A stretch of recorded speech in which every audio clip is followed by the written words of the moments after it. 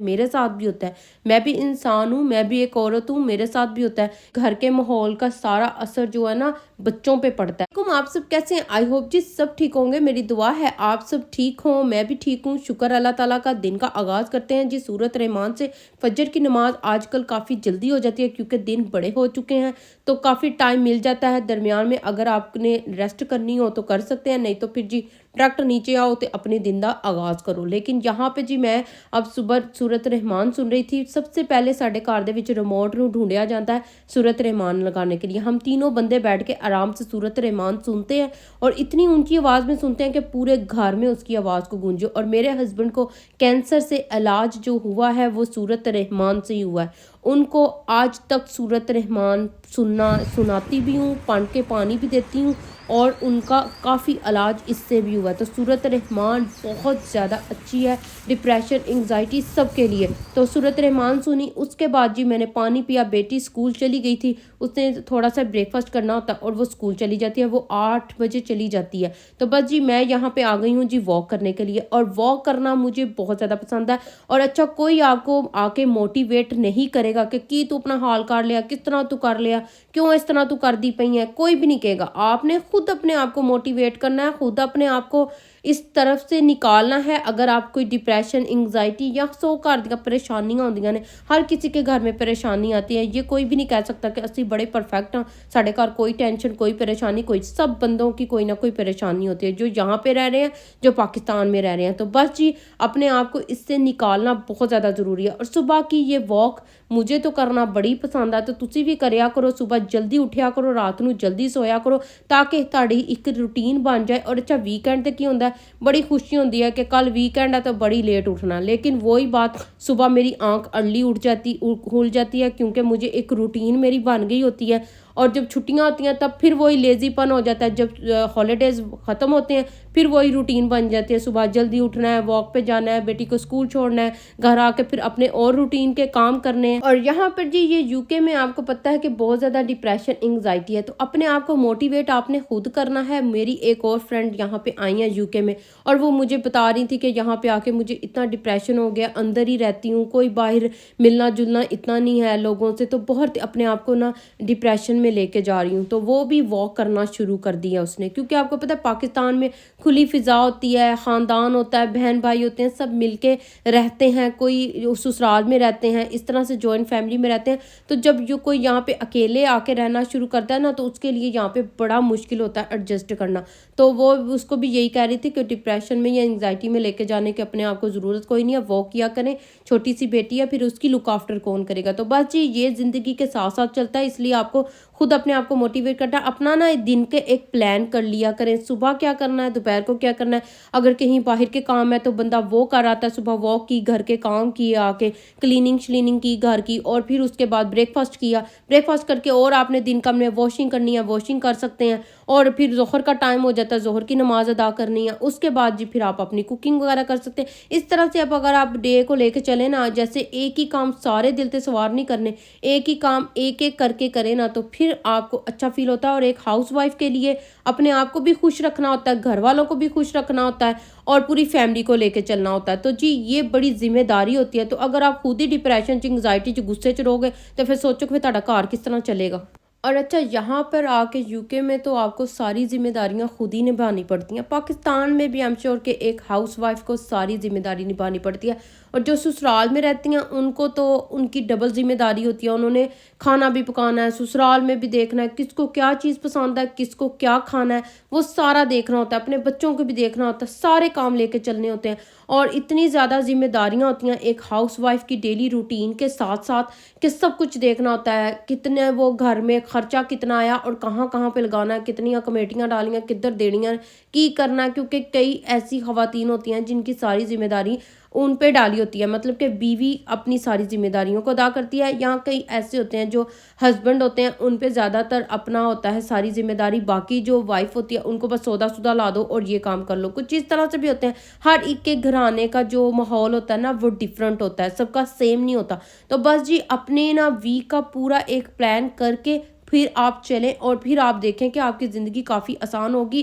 क्या खाना पकना है, पूरे 1 वीक की लिस्ट बना रही है, क्या लेके आना है बाहर से वो भी, ताकि आपकी ज़िंदगी आसान हो, आपको ज़्यादा डिप्रेशन, एंग्ज़ायटी और परेशानी बिल्कुल ना हो। और एक हाउसवाइफ़ की तो आपको पता है काफ़ी ज़िम्मेदारियाँ होती हैं, तो वो सारी लेके चलना एक बहुत मुश्किल हमारे लिए एक टारगेट होता है जो हम लोगों ने कंप्लीट करना होता है। और मेरी तो आपको पता है कि सेम ही रूटीन है, इको जैसी रूटीन है। और अच्छा, कभी ऐसा होता है कि एक हाउसवाइफ़ बहुत ज़्यादा तंग पड़ जाती है एक ही रूटीन से, मेरे साथ भी होता है। मैं भी इंसान हूँ, मैं भी एक औरत हूँ, मेरे साथ भी होता है कि एक ही रूटीन से तंग पड़ गई हूँ। वो ही सुबह उठना, दोपहर को खाना पकाना, शाम को खाना पकाना, किचन क्लीन करना और वही। लेकिन यही है कि बस अपने आप को मोटिवेट करना है, ज़्यादा डिप्रेशन, एंग्ज़ायटी में नहीं लेके जाना।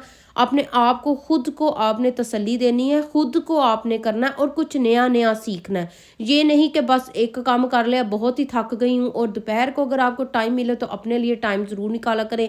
ज़ोहर की नमाज़ पढ़ ली, 1 घंटा आपके पास है, थोड़ा-सा रेस्ट कर लें। जो आपका अपना टाइम हो, जो आपके उस टाइम में कोई भी डिस्टर्ब ना करे। बच्चे स्कूल गए हों तो आप बैठ के चाय का कप पी लें या टीवी देख लें।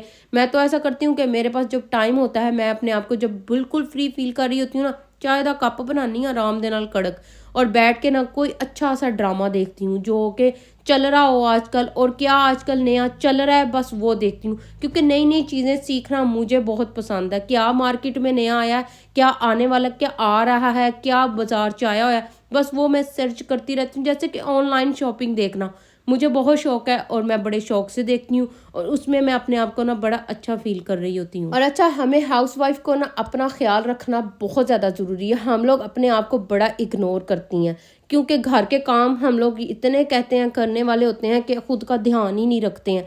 इसलिए अपने हाथों का, पाँव का, फेस का मैनीक्योर, पेडिक्योर, फेशियल सब कुछ कराओ। अपने बालों का भी ख्याल रखो, अपने कपड़े भी पहनो अच्छे अच्छे, खूबसूरत तैयार श्यार हो, ताकि आपके घर का माहौल जो है ना अच्छा हो। क्योंकि घर के माहौल का सारा असर जो है ना बच्चों पे पड़ता है। अगर घर का माहौल अच्छा होगा तो बच्चों की सेहत भी बड़ी अच्छी होगी और हस्बैंड भी बड़े खुश होंगे। और अच्छा, यहाँ पे ना मैं एक कॉमेंट ऐड करूँ, है तो फनी सही है कि सिस्टर तानू देख के लगदा नहीं कि वो जो ईद पे व्लॉग डाला था कि आपके हस्बैंड को कैंसर है, तो कि भी मेरे हस्बैंड ਨੂੰ कैंसर 10 ਸਾਲ ਪਹਿਲੇ ਹੋਇਆ ਸੀ। ਅੱਲਾ ਦਾ ਕਰਮ ਹੈ, ਉਹਨਾਂ ਨੂੰ ਆਰਾਮ ਆ ਗਿਆ, ਸ਼ੁਕਰ ਹੈ ਅੱਲਾ ਤਾਲਾ ਦਾ ਕਰਮ है। अगर मैं ਉਹਨਾਂ ਦੇ सामने रोंदी धोंदी रहती 8-10 साल तो उनको आराम कैसे आना था। अगर उनके सामने पॉजिटिव रहूंगी तो वो इस बीमारी से फाइट कर सकेंगे ना, वो इस बीमारी को लेके चलेंगे। अगर मैं उनको हिम्मत और हौसला ही ना देती, अगर खुद ही रोंदी धोंदी रहती, तो उनको आराम कैसे आना था। क्योंकि उस टाइम सेल इंसान के ख़त्म हो जाते हैं। अल्लाह माफ़ करे, किसी को भी ऐसी बीमारी कभी ना हो, अल्लाह ताला किसी को ये बीमारी ना दिखाए। अगर मैं हिम्मत ना करती और मैं उनको हौसला ना देती, उनको पॉजिटिव ना रहने देती, तो फिर कभी भी आराम नहीं आना था। और ख़ुद का ख्याल भी रखना चाहिए था, क्योंकि ख़ुद का ख्याल, खुद को हौसला देती तो उनको हौसला देना था ना। इसीलिए जी अपना ख्याल रखो। जिहड़ा इंसान बीमार है उन्होंने बिल्कुल मजलूम मसलूम ना कराओ, उनको बिल्कुल बेसासे महरूमी का शिकार ना कराएं कि आपको ये बीमारी क्यों हुई, कैसे हुई। ये अल्लाह ताला की तरफ से आई थी और अल्लाह ताला ही उसको, इंसान को आजमाइश से निकालता है। और अच्छा, एक स्मार्ट हाउसवाइफ के लिए ना हमें अपने आप का खुद तो ध्यान रखना पड़ता है, साथ में सारी घर की रूटीन को भी लेकर, डेली रूटीन ही हमारी होती है। आई एम श्योर कि सारे हाउसवाइफ होंदियां जिहड़ियां साडे व्लॉग्स देख रही होंदियां, और असी भी बड़े बड़े यूट्यूबर्स दे व्लॉग देख रहे होंगे। एक हाउसवाइफ असी अपने आप को मोटिवेट कर रहे होंगे उन्होंने देख के कि देखो कित्थे कित्थे कितना कितना अच्छा अच्छा काम कर रहे हैं। तो जरूर अपने आप को मोटिवेट करिया करो। नाल नाल असी अपने बच्चों भी देखना होंदा, अपने बच्चों दी पढ़ाइयां भी देखना होंदा। और यूके दे विच भी तुहानूं पता कि साडे ते जिम्मेदारी बहुत ज़्यादा होंदी है। इत्थे दा माहौल इहो जिहा होंदा कि सानूं बच्चों नूं बड़ा ध्यान नाल देखना पैंदा, क्योंकि यहाँ पे डिफरेंट है सारा पाकिस्तान से। और प्राइमरी स्कूल में तो चले बच्चे छोटे छोटे थे, जब हाई स्कूल और कॉलेज और यूनिवर्सिटी की लाइफ में जाते हैं ना, तब बड़ा ध्यान रखना पड़ता है। बड़ी मुश्किल से उनको इन चीज़ों की तरफ से ना निकाल के माहौल से तो अपने घर के माहौल में ढालना होता है। तो बस जी ये भी हमारे पे जिम्मेदारी होती है। एक माँ की तो ज़्यादा जिम्मेदारी होती है, क्योंकि सवाल सब तो पहले माँ को ही होता कि तेरे अपने बच्चे को सिखाया की है। तो यहाँ पे जी बस ये देखें, मतलब मज़े की बातें भी की हैं मैंने, और साथ में पूरे घर की रूटीन भी आपके साथ शेयर की, कुकिंग भी की, बैंगन बड़े हुए बनाए, और दिल कर रहे हैं फिर बना लवां, क्योंकि ये काफ़ी देर पहले मैंने ये वीडियो बनाई थी। तो अब जी साथ में कद्दू और दाल भी बनाया, मतलब कि मेरे हस्बैंड को कद्दू दाल पसंद है तो मैनू बैंगन पसंद रहे, मैं फिर 2 ही हांडियां बना लियां। और साथ में यहाँ पे जी बेटी को उसकी टीचर पढ़ाने के लिए आई हुई थी, ट्यूशन देने के लिए आई हुई थी, उसको जाना था किसी पार्टी पे, तो उसने बोला कि मैंने किसी से ऑर्डर किए थे, उसने एंड टाइम पे कर दी है जी मुझे इनकार, तो मुझे अनियन भाजी बना दो। इसको पकोड़े, जिन्हों पकोड़े कहते ने, ये अनियन भाजी कहते हैं, तो स्पाइसेस कम डाल के ना मुझे बना दो। मैंने कहा चलो मैं तुम्हें बना देती हूँ। इतने प्यार से उसने मुझे बोला कि अब एक और किसी लेडी ने ऑर्डर किया था किसी से, तो उसका कैंसिल कर दिया है, तो मैं तुम्हें बना देती हूँ, कोई बात नहीं, तुम तब तक मेरी बेटी को टीच करा दो। तो यहाँ पे जी वो मैं बना रही हूँ, तो वो उसको पता है कि ये हर टाइम बिजी रहती है। वो मेरी बेटी को यही कह रही होती है पढ़ाते टाइम, जारी बात है वो मुझे देख रही होती है, कहती है तुम्हारी मॉम ऑलवेज बिजी होती है, ऑलवेज कुकिंग, ऑलवेज क्लीनिंग। उसे बड़ा अच्छा लगता है, कहती है मुझे बड़ा अच्छा लगता है कि तुम खुद को इतना बिजी रखती हो। बस जी जब हम लोग यहाँ प्रदेश में रहते हैं तो हमें अपने आप को बड़ा बिजी रखना पड़ता है और ख़ुद को ये फील कराना पड़ता है कि आप खुद ही अपने लिए सब कुछ हो।